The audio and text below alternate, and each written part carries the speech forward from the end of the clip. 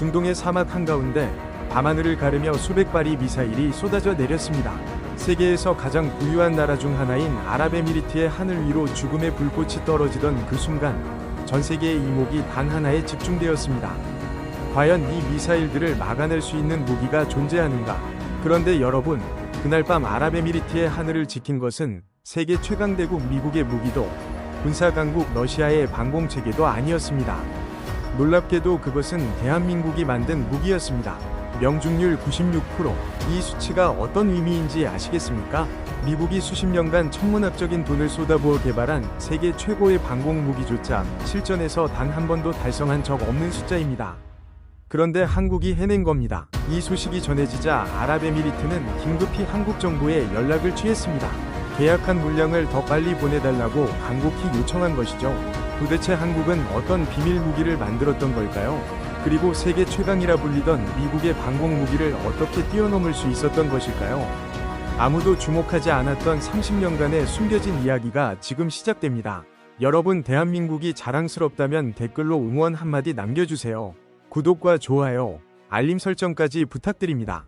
그러면 바로 이야기를 시작하겠습니다. 이 이야기를 제대로 이해하려면 먼저 중동이라는 지역이 처한 특수한 상황을 알아야 합니다. 중동은 세계 최대의 석유 매장지이자 지정학적으로 가장 복잡한 분쟁 지역입니다. 이 지역의 나라들은 어마어마한 석유 수입을 바탕으로 막대한 국방비를 쏟아붓고 있었는데 그 핵심에는 바로 방공무기가 있었습니다. 왜냐하면 중동에서 가장 큰 위협은 하늘에서 날아오는 미사일이었기 때문입니다. 이란은 수천 발의 탄도미사일을 보유한 중동 최대의 미사일 강국이었고 주변 국가들은 이란의 미사일 위협에 늘 불안에 떨어야 했죠. 특히 아랍에미리트는 이란과 페르시아만을 사이에 두고 불과 200km도 채 되지 않는 거리에 마주하고 있었는데 이란이 미사일을 발사하면 불과 몇 분 만에 자국 영토에 도달할 수 있는 위치였던 겁니다. 상상해 보십시오. 적국의 미사일이 발사 버튼 하나로 자국의 심장부에 떨어질 수 있다는 공포를 매일 안고 살아야 하는 것이 어떤 기분이겠습니까? 이런 절박한 안보 환경 속에서 중동 국가들은 앞다투어 방공 무기를 사들이기 시작했습니다. 그런데 문제가 있었죠. 세계 방공 무기 시장은 사실상 미국이 독점하고 있었던 것입니다. 미국의 방공 무기 체계는 세계 최고라는 평가를 받으며 수십 년간 시장을 지배해왔고 중동의 부유한 산유국들은 천문학적인 비용을 지불하며 미국산 방공 무기를 도입할 수밖에 없었습니다. 미국은 이를 통해 막대한 이익을 챙기는 동시에 중동에 대한 군사적 영향력까지 유지하는 일석이조의 효과를 누렸죠. 아랍에미리트 역시 미국산 방공 체계에 크게 의존하고 있었는데 고고도 방어 체계부터 중고도 요격 체계까지 핵심 방공망 전체가 미국산이었으니 사실상 자국의 하늘을 미국에 맡긴 것이나 다름없는 상황이었던 겁니다. 고고도 방어 체계와 중고도 요격 체계까지 핵심 방공망은 모두 미국산이었죠. 하지만 미국의 방공 무기에는 결정적인 문제가 숨겨져 있었습니다. 바로 실전 성능에 대한 의구심이었죠. 미국의 대표적인 방공 무기는 걸프전 당시 이라크의 탄도 미사일을 요격하는 장면이 전 세계에 생중계되면서 미사일을 잡는 미사일이라는 별명을 얻었습니다. 당시 미국 정부는 요격 성공률이 매우 높다고 자랑스럽게 발표했지만 전쟁이 끝난 뒤 독립적인 조사를 해보니 어떻게 되었을까요? 실제 요격률은 40%에도 미치지 못한 것으로 드러났습니다. 미국 의회에서조차 성능이 과장되었다는 거센 비판이 쏟아졌고 수많은 전문가들이 실전에서의 신뢰성에 물음표를 던지기 시작했죠. 그런데 이런 논란에도 불구하고 중동 국가들에게는 선택의 여지가 없었습니다. 미국 외에 믿을 만한 방공 무기를 판매하는 나라가 거의 없었기 때문이죠. 러시아산 방공 무기는 성능 면에서 일정한 평가를 받았지만 미국의 눈치를 봐야 하는 중동 산유국들이 러시아제 무기를 도입하기에는 정치적 부담이 너무 컸습니다. 유럽의 몇몇 나라도 방공 무기를 생산했지만 가격과 성능 면에서 미국에 미치지 못했습니다. 결국 중동 국가들은 울며 겨자 먹기로 비싼 미국산 무기에 의존할 수밖에 없는 상황이었던 겁니다. 이 와중에 아랍에미리트의 안보 상황은 점점 더 심각해지고 있었습니다. 이란은 자체 미사일 기술을 급속도로 발전시키며 중거리 탄도 미사일의 정밀도를 크게 향상시켰습니다. 기존의 단순한 탄도 미사일뿐 아니라 비행 중에 궤적을 바꿀 수 있는 기동형 탄두까지 개발하면서 방어하는 입장에서는 요격이 훨씬 더 어려워진 것이죠. 게다가 이란은 저가의 자폭 무인기까지 대량으로 생산하기 시작했습니다. 탄도미사일과 무인기가 동시에 수백 발씩 쏟아져 들어오는 포화 공격 상황에서 과연 기존의 방공체계로 나라를 지킬 수 있을 것인가? 이것이 아랍에미리트가 직면한 절체절명의 과제였습니다. 아랍에미리트는 다층 방공망의 구축이 시급하다는 결론에 도달했습니다. 고고도에서 날아오는 미사일을 잡는 체계, 중고도에서 요격하는 체계, 그리고 저고도의 무인기를 격추하는 체계까지 여러 겹의 방어막을 쌓지 않으면 나라를 지킬 수 없었죠. 그런데 이 다층 방공망의 모든 층위를 미국산 무기로만 채우려면 어떻게 될까요? 비용이 너무 천문학적으로 불어나는 것은 물론이고 무엇보다 한 나라의 무기에만 의존하는 것은 전략적으로 매우 위험한 도박이었습니다. 만약 미국과의 외교 관계가 틀어지기라도 하면 부품 공급이 끊기고 정비가 불가능해져 수조 원짜리 방공체계가 한순간에 고철 덩어리가 될 수도 있었으니까요. 아랍에미리트는 대안을 찾기 시작했습니다. 바로 그때 전혀 예상치 못한 곳에서 놀라운 소식이 전해졌습니다. 아시아의 작은 나라, 대한민국이 독자적으로 개발한 중거리 방공 무기가 있다는 것이었죠. 여기서 잠깐 의문이 생기지 않으십니까? 한국은 전통적으로 방공 무기를 만드는 나라가 아니었습니다. 한국전쟁 이후 한국군은 미국에서 무기를 사다 쓰는 것이 당연한 일이었고 자주 국방이라는 구호는 있었지만 실제로 세계적 수준의 첨단 무기를 독자 개발한 사례는 거의 없었습니다. 그런 한국이 어떻게 미국의 독점 시장에 도전할 수 있는 방공 무기를 만들어냈을까요? 그 답은 30년 전으로 거슬러 올라갑니다.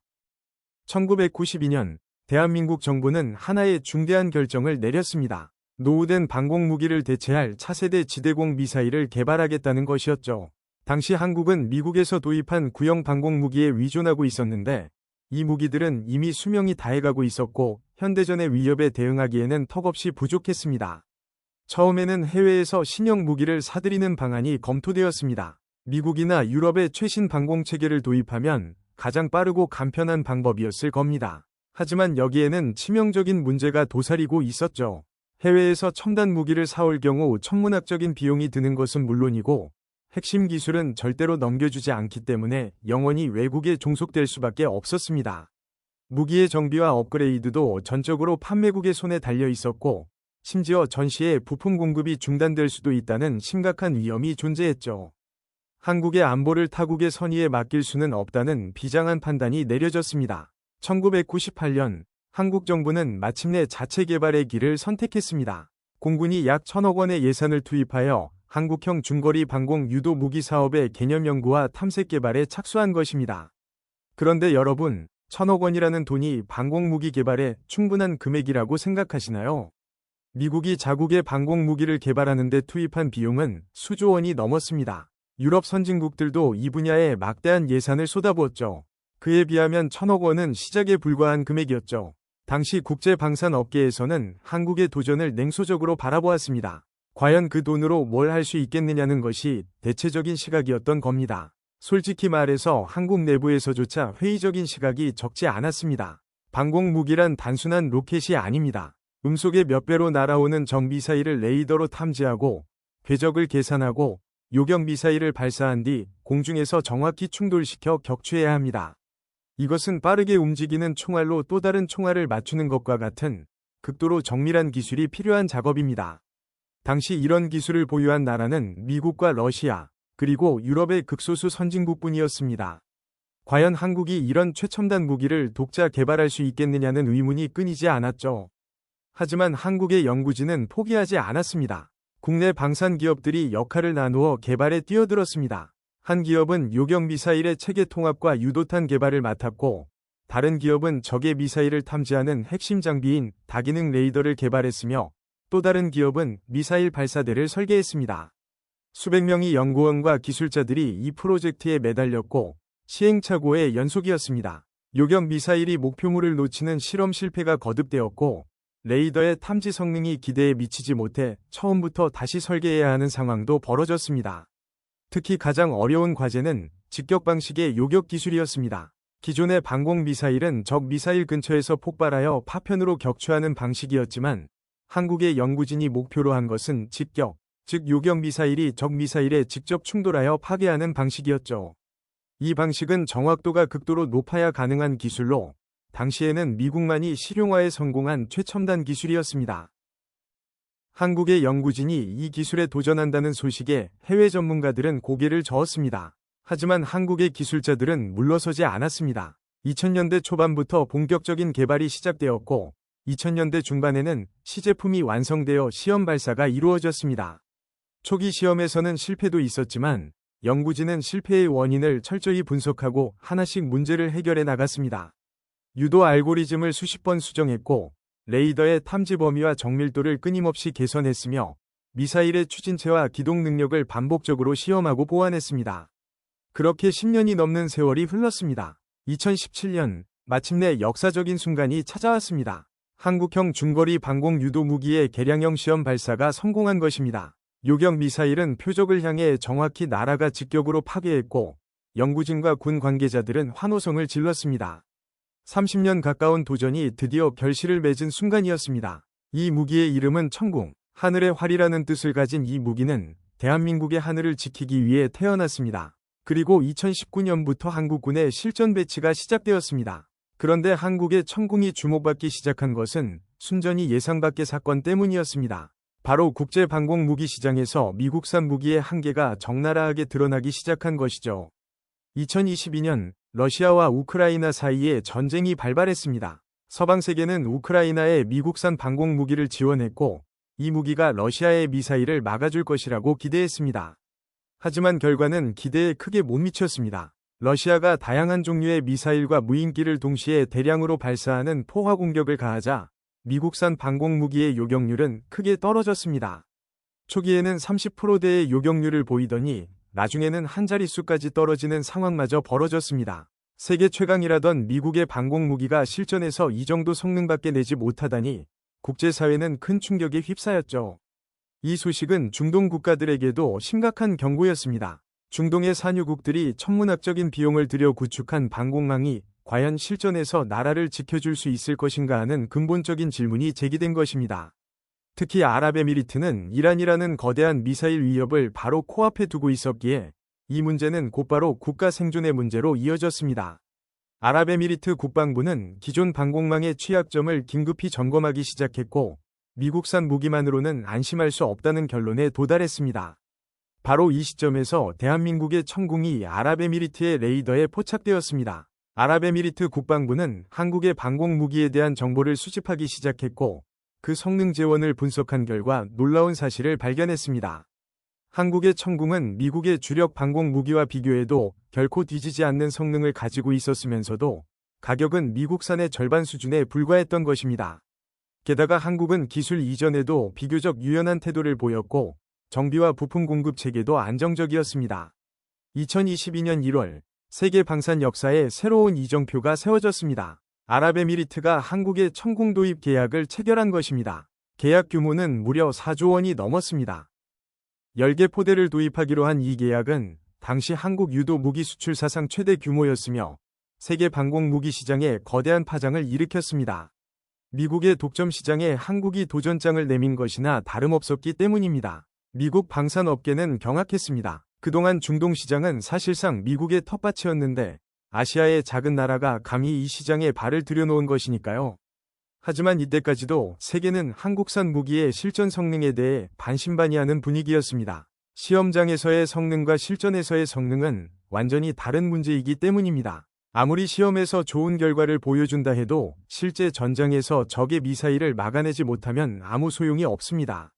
과연 한국산 무기가 진짜 전쟁에서도 그 성능을 발휘할 수 있을 것인가? 이 질문에 대한 답은 아직 나오지 않은 상태였습니다. 아랍에미리트와의 대형 계약 이후 한국의 방산 수출은 놀라운 속도로 확대되기 시작했습니다. 2024년에는 사우디아라비아가 약 4조 2,500억 원 규모의 천궁 도입 계약을 체결했습니다. 사우디는 중동에서 가장 큰 국방 예산을 집행하는 나라로 그동안 미국과 영국의 무기에 거의 전적으로 위준해왔습니다. 그런 사우디가 한국산 무기를 선택했다는 것은 한국 방산의 기술력이 세계적으로 인정받기 시작했다는 명확한 신호였습니다. 이라크도 약 3조 7천억 원 규모의 천궁 도입 계약을 체결했고 중동 3개국에 대한 천궁 수출 규모는 총 12조 원에 달하게 되었습니다. 세계 방산업계는 한국의 급부상에 당혹감을 감추지 못했습니다. 불과 몇 년 전까지만 해도 한국은 방공 무기 분야에서 무명에 가까운 존재였는데 어느새 미국의 아성을 위협하는 강력한 경쟁자로 떠오른 것입니다. 하지만 여전히 한 가지 결정적인 질문이 남아 있었습니다. 한국의 천궁은 아직 실전에서 검증되지 않았다는 점이었습니다. 방공무기의 진정한 가치는 실전에서만 증명될 수 있습니다. 시험장의 이상적인 조건과 달리 실제 전장에서는 전자전 방해, 기상 조건, 다양한 종류의 위협이 동시에 가해지는 극한 상황이 벌어지기 때문이죠. 과연 천궁은 이 시험을 통과할 수 있을 것인가? 그 답이 나오기까지는 그리 오래 걸리지 않았습니다. 2026년 2월 28일, 세계를 뒤흔든 사건이 벌어졌습니다. 이란이 중동 전역에 대규모 보복 공격을 감행한 것입니다. 이 공격의 배경은 이랬습니다. 그 전주에 미국과 이스라엘 연합군이 이란의 핵시설과 군사기지를 선제 공격했고, 이란은 이에 대한 보복으로 중동 곳곳에 주둔한 미군 기지와 미국의 동맹국들을 향해 대대적인 미사일 공격을 퍼부었습니다. 특히 미국의 핵심 동맹국이자 중동의 경제 중심지인 아랍에미리트가 주요 표적이 되었습니다. 그날 밤, 이란은 아랍에미리트를 향해 174발의 탄도미사일을 발사했습니다. 동시에 수십 기의 자폭 무인기도 함께 출격시켰죠. 이것은 단순한 공격이 아니었습니다. 군사 전문가들이 가장 두려워하는 형태의 공격, 바로 포화 공격이었던 것입니다. 미사일과 무인기가 여러 방향에서 동시에 쏟아져 들어오면 방어하는 쪽은 레이더가 과부하에 걸리고 요격 자원이 분산되어 방어력이 급격히 떨어집니다. 이란은 바로 이 전략을 노린 것이었습니다. 두바이 국제공항, 제벨알리항, 그리고 세계적인 관광 명소들이 밀집한 지역이 모두 미사일의 표적 범위 안에 들어와 있었습니다. 아랍에미리트의 수도와 주요 도시들에는 긴급 공습 경보가 울려 퍼졌습니다. 시민들은 공포에 질려 대피소로 달려갔고, 하늘에서는 미사일의 불꽃이 번쩍였습니다. 전 세계의 뉴스 채널들은 일제히 속보를 내보내기 시작했고, 각국 정부는 긴급 안전보장 회의를 소집했습니다. 세계 경제의 중심축 중 하나인 아랍에미리트가 무너지면 국제 석유 시장은 물론 세계 경제 전체가 요동칠 수밖에 없었기 때문입니다. 아랍에미리트 국방부는 즉각 다층 방공망을 가동했습니다. 고고도에서 날아오는 미사일을 잡기 위해 미국산 고고도 요격 체계가 작동했고, 중고도 영역에서는 미국산 중거리 방공 체계와 함께 바로 한국의 천궁이 가동되었습니다.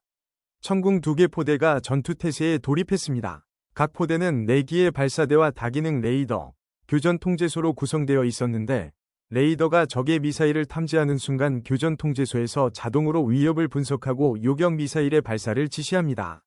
전투는 그야말로 생사를 건 순간의 연속이었습니다. 이란의 탄도 미사일은 음속의 몇 배에 달하는 속도로 날아왔고, 일부는 비행 중에 궤적을 변경하는 기동형 탄두를 장착하고 있어서 요격 난도가 극도로 높았습니다.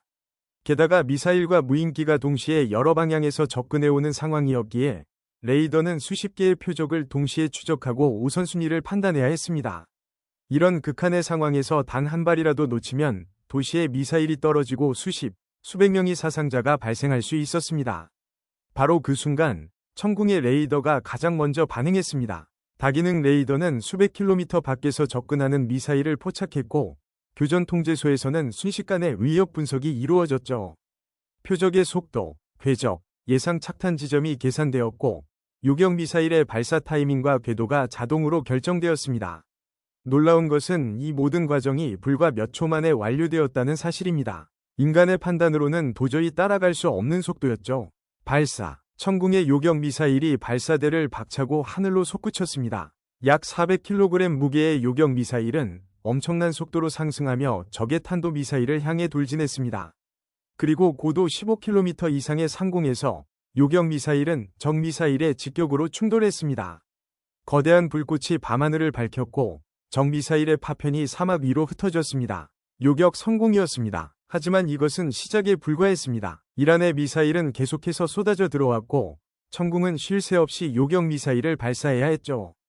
2개 포대에서 발사된 요격 미사일은 총 60여 발에 달했습니다. 매 발사마다 하늘에서는 섬광이 번쩍였고 적 미사일이 공중에서 격파될 때마다 관제실에서는 탄성이 터져나왔습니다.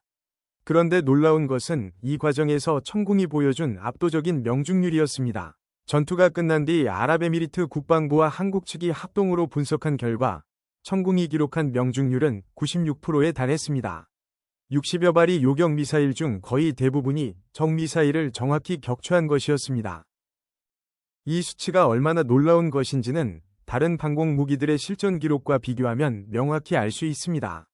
미국의 대표적 방공 무기가 걸프전에서 기록한 실전 요격률은 40%에도 미치지 못했습니다. 이후 수십 년간 수조 원을 투입해 성능을 개량한 최신형은 어땠을까요? 대규모 포화 공격 상황에서 90%를 넘기기는 쉽지 않다는 것이 전문가들의 냉정한 평가였죠. 러시아와 우크라이나 전쟁에서는 더욱 충격적인 결과가 나왔는데 미국산 방공 무기의 요격률이 초기 30%대에서 나중에는 한 자릿수까지 곤두박질치기도 했던 것입니다. 그런데 한국의 천궁은 첫 실전에서 96%라는 경이적인 수치를 기록한 것입니다. 이 소식은 전 세계 방산업계를 발칵 뒤집어 놓았습니다. 한국산 방공 무기가 미국산을 압도하는 실전 성능을 보여주었다는 것은 세계 무기 시장의 판도를 완전히 바꿀 수 있는 사건이었기 때문입니다. 각국의 군사 전문가들과 방산 분석가들은 앞다투어 천궁의 성능을 분석하기 시작했고 어떻게 이런 결과가 가능했는지에 대한 논의가 뜨겁게 이어졌습니다. 천궁이 이토록 뛰어난 실전 성능을 보여줄 수 있었던 이유는 여러 가지가 있었습니다. 우선 직격 방식의 요격 기술이 결정적이었습니다. 천궁의 요격 미사일은 적 미사일에 직접 충돌하여 파괴하는 방식을 채택했는데 이 방식은 근접 폭발 방식에 비해 파괴력이 월등히 높습니다. 적 미사일의 탄두를 완전히 무력화할 수 있기 때문에 파편에 의한 부분 격추와는 차원이 다른 결과를 만들어낼 수 있었습니다. 두 번째는 다기능 레이더의 탁월한 성능이었습니다. 한국이 독자 개발한 이 레이더는 수백 개의 표적을 동시에 추적할 수 있는 능력을 갖추고 있었으며 전자전 방해에 대한 내성도 뛰어났습니다. 이란이 전자전 장비를 이용해 레이더를 교란하려 했지만 천궁의 레이더는 이를 극복하고 정확한 표적 추적을 유지했습니다. 이것은 한국의 전자기술이 세계 최고 수준에 이르렀다는 증거이기도 했습니다. 세 번째는 교전 통제 체계의 우수성이었습니다. 천궁의 교전 통제소는 인공지능 기반의 위협 분석 알고리즘을 탑재하고 있어서 수십 개의 위협이 동시에 접근하는 상황에서도 최적의 요격 순서와 방법을 자동으로 결정할 수 있었습니다. 이것은 포화 공격 상황에서 특히 큰 위력을 발휘했습니다. 미사일과 무인기가 뒤섞여 날아오는 혼란스러운 상황에서도 체계가 흔들리지 않고 정확한 판단을 내렸던 것이죠.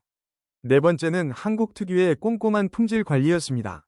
여러분도 잘 아시다시피 한국은 반도체와 전자제품 분야에서 세계 최고의 정밀 제조 기술을 보유하고 있죠. 한국의 방산 기업들은 바로 이 기술력을 무기 생산에 그대로 적용한 것입니다. 요격 미사일 한 발 한 발이 품질이 균일하게 유지되었고 이것이 높은 명중률로 직결되었죠. 미국산 무기도 개별 성능은 뛰어나지만 대량 생산 과정에서 품질 편차가 발생하는 경우가 종종 보고되었던 것과는 대조적이었습니다. 이날 전투에서 아랍에미리트의 다층 방공망은 이란이 발사한 174발이 탄도 미사일 중 161발을 격추하는 데 성공했습니다. 전체 방어율은 약 93%에 달했는데 이 중 천궁이 맡은 중고도 영역에서의 요격률이 96%로 가장 높았습니다. 같은 전장에서 작전한 미국산 방공 무기들의 요격률을 크게 상회하는 수치였습니다. 한국산 무기가 실전에서 미국산 무기를 앞선다는 사실이 숫자로 입증된 순간이었습니다. 물론 이 전투에서 모든 미사일을 막아낸 것은 아니었습니다. 일부 미사일은 방공망을 뚫고 도시에 떨어졌고 민간인 3명이 숨지고 68명이 다치는 피해가 발생했습니다.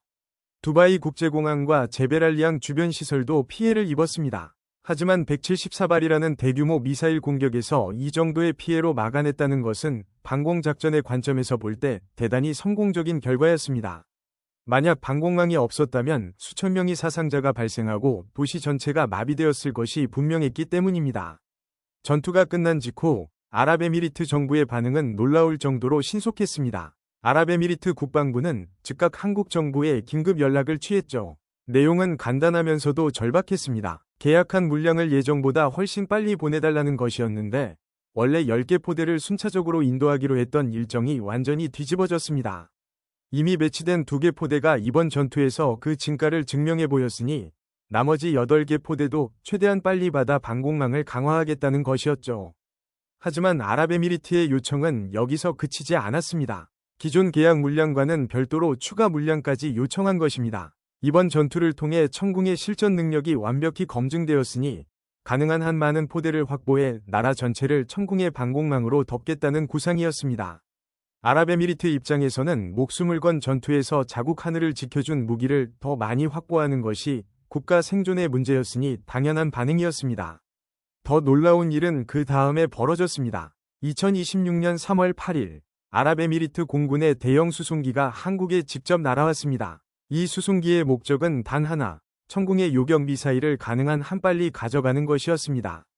일반적으로 무기 수출은 수개월에서 수년에 걸쳐 계약과 생산, 운송 과정을 거치는 것이 정상입니다. 하지만 아랍에미리트는 그런 절차를 기다릴 여유가 없었습니다. 이란의 추가 공격이 언제든 다시 벌어질 수 있는 상황이었기에 하루라도 빨리 요격 미사일을 확보해야 했습니다. 한국 정부는 이 긴급 요청에 대해 이례적인 결정을 내렸습니다.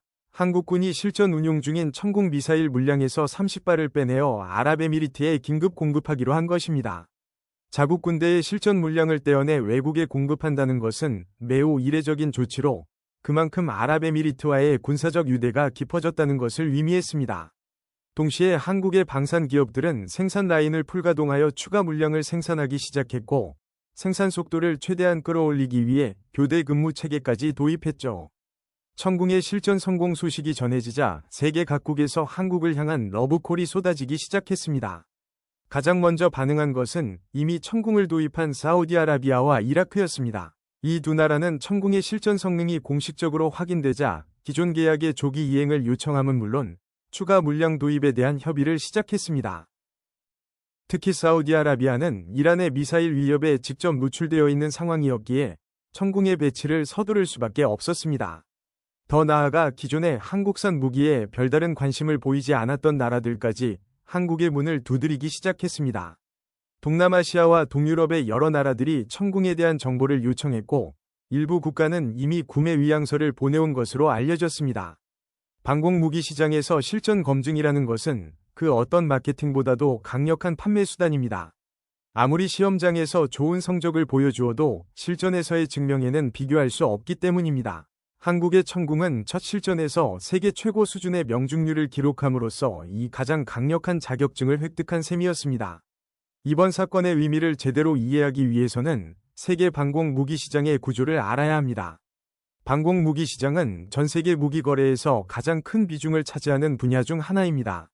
미사일 위협이 커질수록 방공 무기에 대한 수요도 함께 증가하기 때문입니다. 그런데 이 시장은 지금까지 미국이 사실상 독점해 왔습니다. 미국의 방공 무기는 기술력과 브랜드 파워를 앞세워 전 세계 시장의 절반 이상을 차지하고 있었고 나머지를 러시아와 유럽이 나누어 가지고 있었습니다. 아시아 국가 중에서 이 시장에 의미 있는 점유율을 차지하는 나라는 단 한 곳도 없었습니다. 한국의 천궁은 이 견고한 구도의 균열을 낸 첫 번째 아시아산 방공 무기입니다. 그것도 단순히 틈새 시장을 파고든 것이 아니라 미국의 최고급 방공 무기와 직접 경쟁하여 이긴 것입니다. 실전 성능에서 미국을 앞섰다는 사실은 향후 수십 년간 세계 방공 무기 시장의 판도를 바꿀 잠재력을 가지고 있습니다. 이미 여러 나라들이 기존에 미국에서 도입하려던 방공 무기 사업을 재검토하기 시작했다는 소식도 들려오고 있습니다. 한국 방산업계에게 이번 실전 성공은 그야말로 역사적인 전환점이 되었습니다. 그동안 한국은 전차, 자주포, 전투기 등 다양한 분야에서 방산 수출을 확대해왔지만 가장 핵심적이고 부가가치가 높은 분야인 방공 무기에서는 두각을 나타내지 못하고 있었습니다. 방공 무기는 한 발당 가격이 수십억 원에 달하고 체계 전체를 도입할 경우 수조 원의 대형 계약이 이루어지는 만큼 방산 수출의 꽃이라 불리는 분야입니다. 한국이 이 분야에서 세계적 경쟁력을 확보한 것은 한국 방산의 격이 한 단계 올라갔다는 것을 의미합니다. 국내 경제에 미치는 파급 효과도 상당합니다. 천궁 한 포대의 수출 가격은 약 4천억 원에 달하며 포대 운영에 필요한 요격 미사일까지 포함하면 장기적인 수익은 이보다 훨씬 커집니다. 방공 무기의 특성상 한번 도입하면 수십 년간 운영하면서 지속적으로 미사일과 부품을 구매해야 하기 때문에 초기 판매 이후에도 지속적인 수익이 발생합니다. 이른바 면도기와 면도날 모델과 같은 구조로 한 번의 수출이 수십 년간의 수익으로 이어지는 것입니다. 한 가지 더 주목할 점이 있습니다. 천궁의 실전 성공은 한국 방산의 수출 모델 자체를 바꾸어 놓았다는 것이죠. 과거 한국이 무기를 수출할 때 가장 큰 약점은 실전 경험이 없다는 것이었습니다. 아무리 시험 데이터가 좋아도 실전에서 검증되지 않은 무기를 선뜻 구매하려는 나라는 많지 않았죠. 그래서 한국은 가격 경쟁력을 앞세워 시장을 개척해야 했고 종종 원가에 가까운 수준으로 무기를 수출해야 하는 경우도 있었습니다. 하지만 이제 상황이 완전히 달라졌습니다. 실전에서 96%라는 압도적 명중률을 기록한 천궁은 더 이상 가격으로 경쟁할 필요가 없어진 것이죠. 오히려 세계 각국이 먼저 찾아와 구매를 요청하는 상황이 벌어지고 있으니 이보다 더 극적인 반전이 또 있을까요? 이번 실전 성공으로 한국의 방산 관련 기업들의 가치도 크게 뛰어올랐습니다. 천궁의 실전 요격 소식이 전해진 2026년 3월 초 관련 기업들의 주가는 일제히 급등했고 일부 기업은 상한가를 기록하기도 했습니다.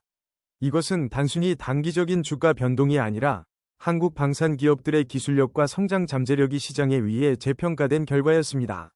이 이야기에서 우리가 주목해야 할 점은 단순히 무기 하나가 잘 팔린다는 사실이 아닙니다.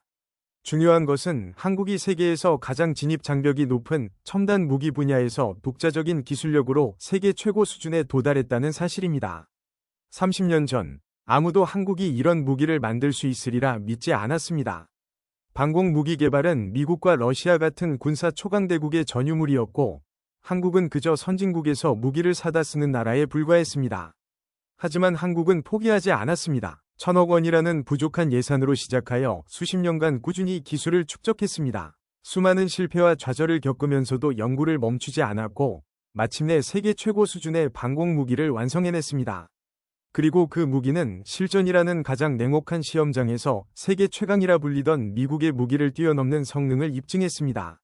이것은 한국의 기술력이 이제 세계 어디에 내놓아도 당당히 경쟁할 수 있는 수준에 도달했다는 증거입니다.